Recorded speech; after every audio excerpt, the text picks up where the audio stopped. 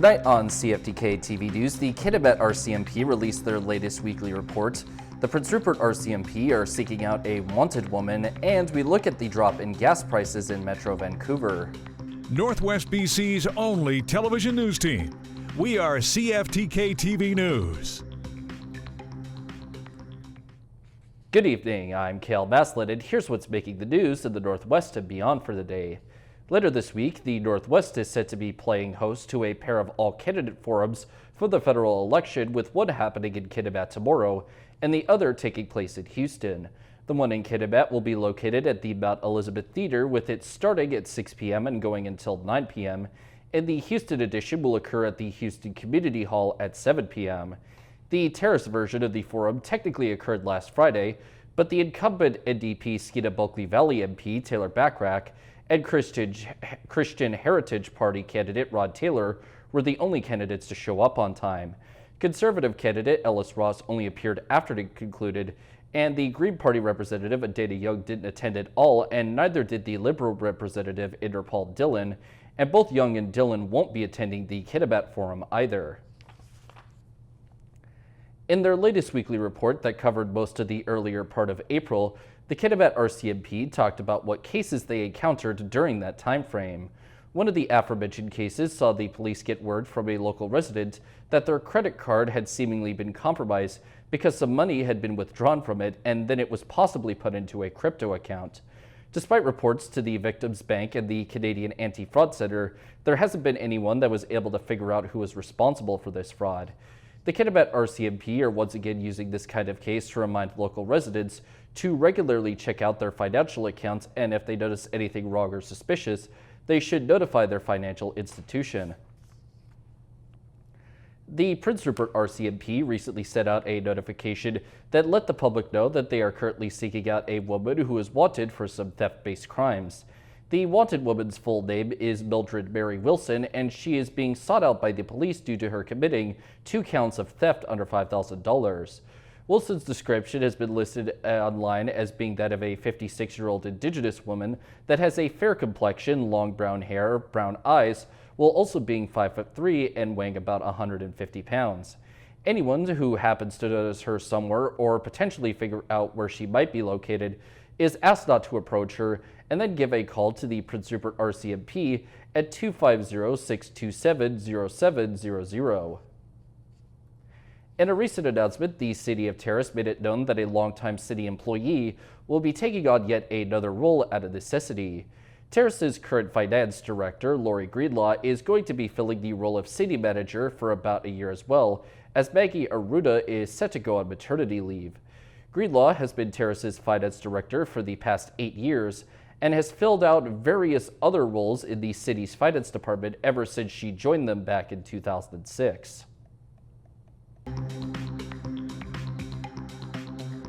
Coming up next is a look at the fallout of the U.S. laying off many jobs, such as physicians. Welcome back. Significant savings came to Metro Vancouver gas stations this weekend. Prices were expected to drop to levels that we haven't seen in 4 years. CTV's Reagan Hasegawa now with advice on how to get the most bang for your buck at the pumps. Experts say gas prices could drop to $157.9 tomorrow, but because stations are trying to compete with each other, you could end up paying 10 cents less than that. Gas stations are now throwing away their retail margins in the afternoon and the evenings, so we're seeing discounts even on that number of 10 cents a liter.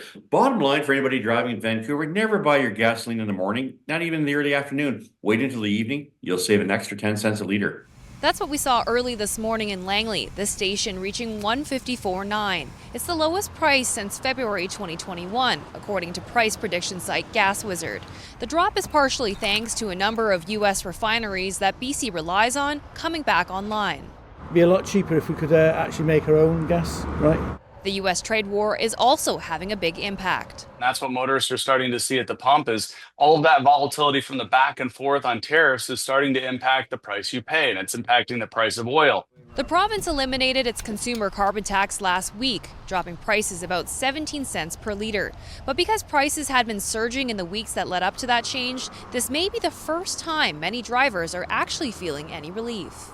If you want to create a a budget, I would certainly estimate on overshooting right now. You may want to budget for something in the ballpark of 165 to 170.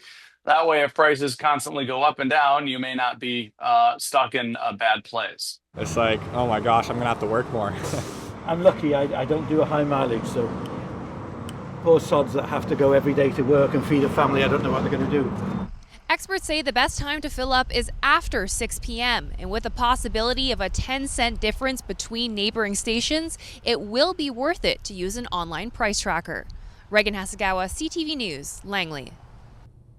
Over now to a Kamal Karamali report that covers the pushback by American citizens after many physicians, among others, were laid off and how Canada might turn those layoffs into an opportunity to boost their own battered healthcare system.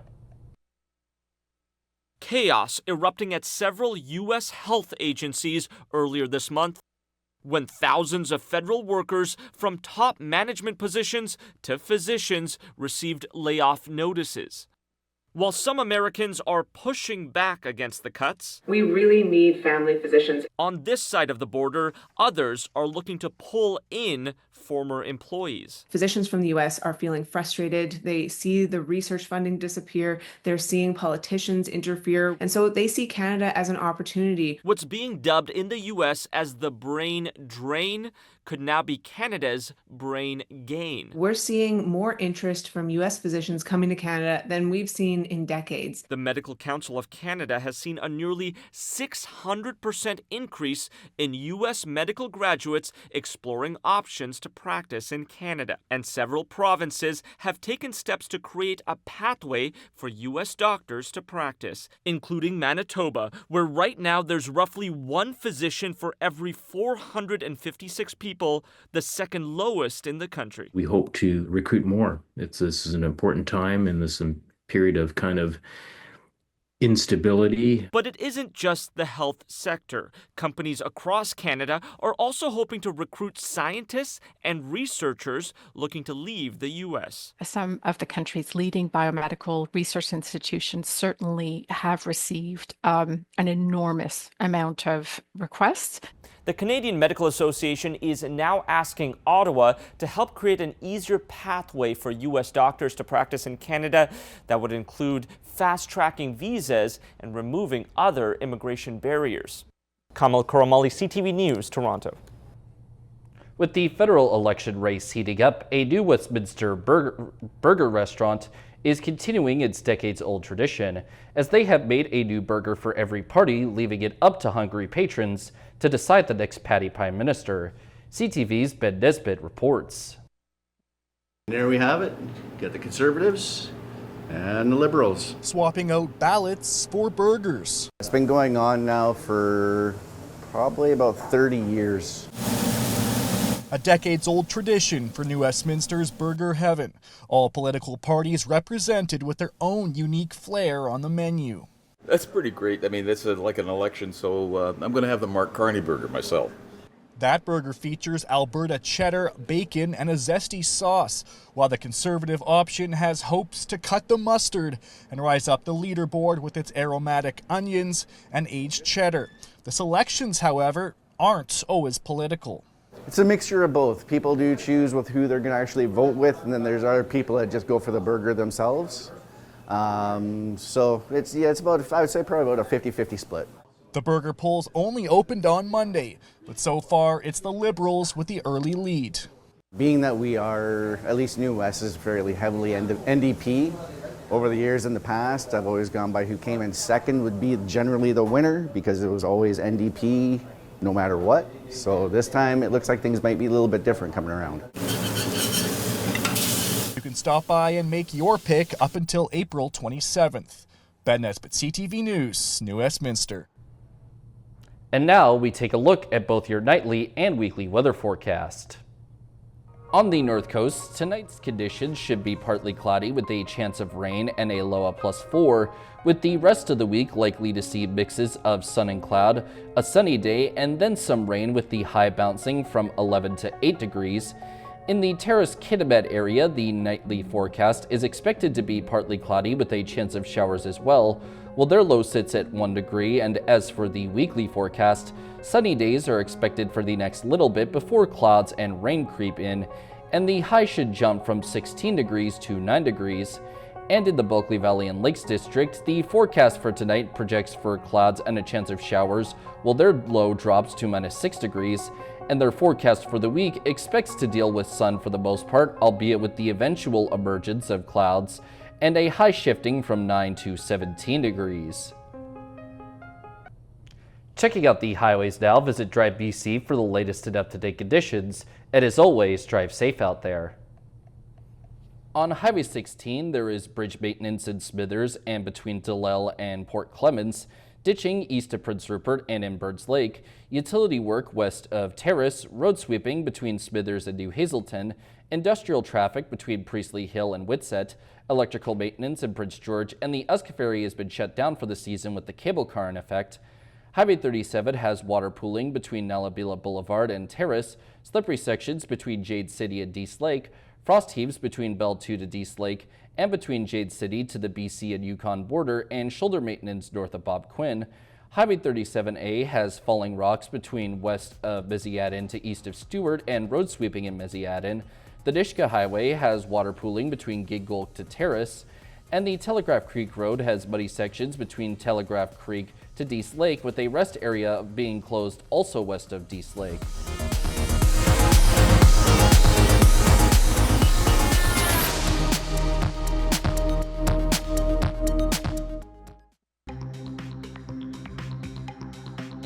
Still to come is a deeper look at Vlad Guerrero Jr.'s massive contract extension with the Blue Jays.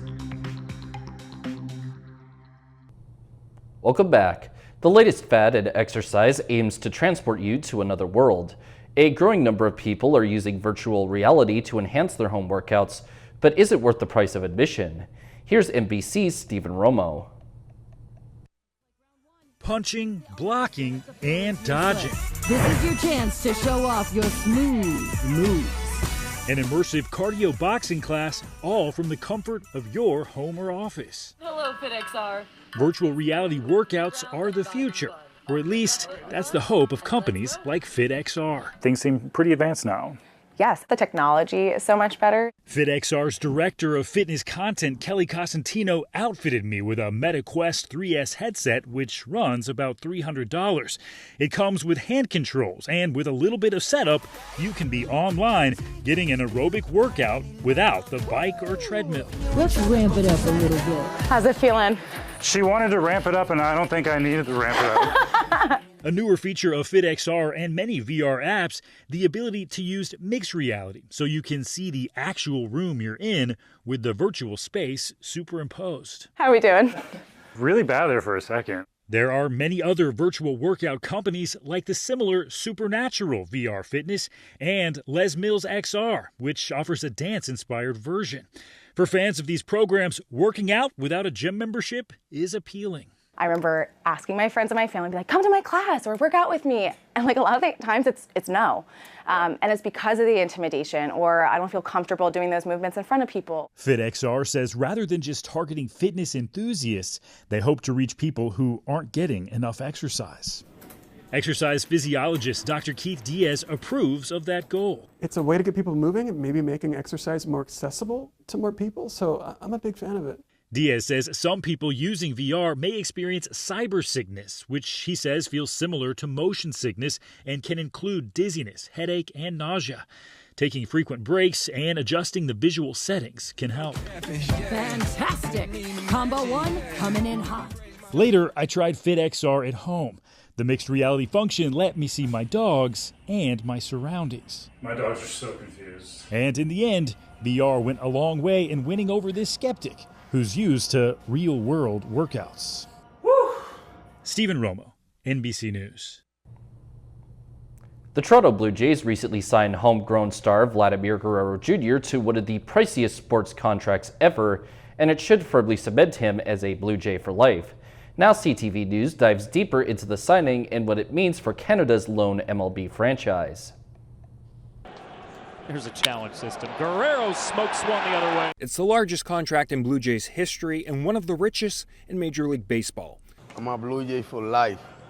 For life. Vladimir Guerrero Jr. and the Blue Jays return to Rogers Center for the first time today after signing a $500 million contract extension. I think it's a good deal. Good deal. Helps the team out, and I think he's worth it. Relief for the club and its fans after the two sides failed to reach a deal at the start of spring training, with Vladdy telling the team then he would test free agency after this season. I mean, we never got to that point where I feel like I wanted to do the deal. Now it appears the 26-year-old slugger is a Blue Jay for life. This massive 14-year extension begins next season. Good for the city. It's good it's a homegrown player staying in Toronto. You don't want to lose your homegrown guys. And, I know his bat's a little cold right now, but I'm sure it's going to warm up. The Jays' first baseman is coming off one of his best seasons ever, winning a Silver Slugger award with 30 home runs. He's just a good, excellent, pure hitter, and I think he's good for the city, and there's not much to not like about him. As a fan, it looks like the team's committed to putting money in the payroll. The Blue Jays insist franchise players like Vladdy don't come along very often and have called the signing a monumental moment in the team's history. The residents of a town in Texas were recently able to experience a relatively new event put on by a dog photography company that seems like it would be the equivalent of heaven on earth for big-time dog lovers. Over the weekend in a town called Bee Cave, Texas, thousands of people gathered to celebrate perhaps the friendliest / slobberiest dog breed. This was a spectacle. People were just eager to be around the joy that is golden retrievers. Alex Hopes here and his local doggy photographer company Zilker Bark organized this event called the largest golden retriever meetup in Texas. Now in its third year, Alex says all the proceeds from the tickets go directly to a local rescue called, what do you know, Gold Ribbon Rescue. We eat, breathe, and sleep golden retrievers. So an event like today was, of course, right up our alley. For the more than 1,200 dogs who attended in this Austin suburb, activities included That's the one. All right. a toy run, a golden retriever race, and a personal favorite for this 90s kid, they even had an Air Bud look-alike contest with 20 dogs competing to see who best represents the title character from the 1997 sports classic, I say. But it wasn't just looks. The Goldens even had to try out, attempting to both score a basket and a goal. They all failed beautifully. Great way to put it, because no Air Bud can really fail. Yeah, exactly. Of course, we've told you about events like these before, like Golden Colorado's Goldens and Golden. Above all, both events are focused on community, and in Texas, one of the main goals was to raise $15,000 for Gold Ribbon Rescue. Well, during our call just hours after the event closed, Alex got to inform their president he believes they raised even more. I'm really hoping we got close to 20. Wow, that's incredible. I mean, it literally gives me goosebumps to think about that. There's a rising superstar in the animal kingdom. Poppy is a pygmy hippo that is gaining a lot of attention around the world, and we're about to get the chance to meet her up close. NBC's Julie Sirkin reports. What's gray, very slippery, and extremely sassy? Poppy, the 85-pound, 4-month-old baby pygmy hippo. She's just a really spunky, independent little hippo. We got the opportunity of a lifetime. I'm so excited. A behind-the-scenes look at the Metro Richmond Zoo's new outdoor interactive experience, where you can get up close and personal with Poppy and her mom, Iris. While Iris is all about the lettuce and cucumber, Poppy is particular. She rejects me when I try to feed her. It's cute. In a cute way, right? Yeah, in a very cute way. Her favorite food, sweet potatoes, and apples for special occasions. It's like a toddler. Yes. Yeah, And she does follow her mom's footsteps. Most of the time. But we caught Poppy asserting her freedom. Poppy was born on December 9th. She's so cute. She's beautiful. And almost instantly, Poppy was crowned America's Pygmy Princess. Millions watch Poppy on her live stream and all over social media. What is it like for a small zoo like this one to have an internet celebrity? Well, we weren't prepared for it, So this is just kind of took us by whirlwind. There are an estimated 2,000 pygmy hippos left in the wild, making them an endangered species. Poppy has no idea how famous she is, but she's using her spotlight for good. Pygmy hippos are native to West Africa, but the shy, gentle creatures are losing their habitats and are hunted. The more people that visit the zoo and visit Poppy, the more we can help them. So it's really special. And now we turn our attention to how the stock markets look today compared to yesterday. The Canadian dollar is up 5/100ths of a cent. The price of gold is down $18.30. Oil is up 3 cents. Natural gas is down 20 cents. Aluminum is up $53.50. In Toronto, the TSX is up 278.73 points. The Venture Index is up 12.53. And in New York, the Dow Jones is up 312.08. And NASDAQ is up 107.03. Still ahead, an ash plume and lava came out of a pair of volcanoes. Welcome back. Mother Nature showed off a massive ash plume and lava flow from a pair of volcanoes, plus some residents woke up at the crack of dawn to catch the California henge, a biannual sunrise that's framed perfectly by skyscrapers in downtown San Francisco. Here's CNN's Jim Rowbottom with Take a Look at This. Check out this plume rising from a central Philippines volcano. The plume rose about 2.5 miles, officials say. There are no reports of injuries or damage from the event so far, but the ash fall prompted the suspension of school in several villages. And geologists are sharing video of what they call episode 17 of the summit's eruption at this volcano on Hawaii's Big Island. Sounds like a geologist's version of a Netflix binge, but there's no chill in this Netflix and chill. The eruption started in December. So far, the running times of the episodes range from just hours to more than a week. Pauses between episodes have ranged from about a day to nearly 2 weeks. Episode 15 had lava fountains surpassing 1,000 feet, according to the U.S. Geological Survey. Geologists can't wait for episode 18. Matching the color of that lava, here's a stunning view of the California henge. The twice-a-year event is when the sun aligns perfectly with the skyline in San Francisco's east-west streets. The guy who captured this said he woke up at 5:40 in the morning to see it and asked if it's worth it. I say yes, but I got up even earlier to write this. For Take a Look at This, I'm Jim Rowbottom. Manager of the South Fraser Search and Rescue Group says volunteers gave it their all to find a nonverbal boy who went missing near a park in Surrey Saturday afternoon. Surrey police said the 6-year-old was found safe on Sunday, and police then said search efforts involved more than 100 volunteers from multiple search and rescue groups, as well as police dogs and a helicopter. Andrew Walwork with South Fraser Search and Rescue said it was sheer joy to find the boy safe and sound, and was heartwarming to get so many responses and interest from members of the public who also volunteered to help. That's all our news for now. For everyone at CFTK-TV News, I'm Cale Maslin. Thanks for watching.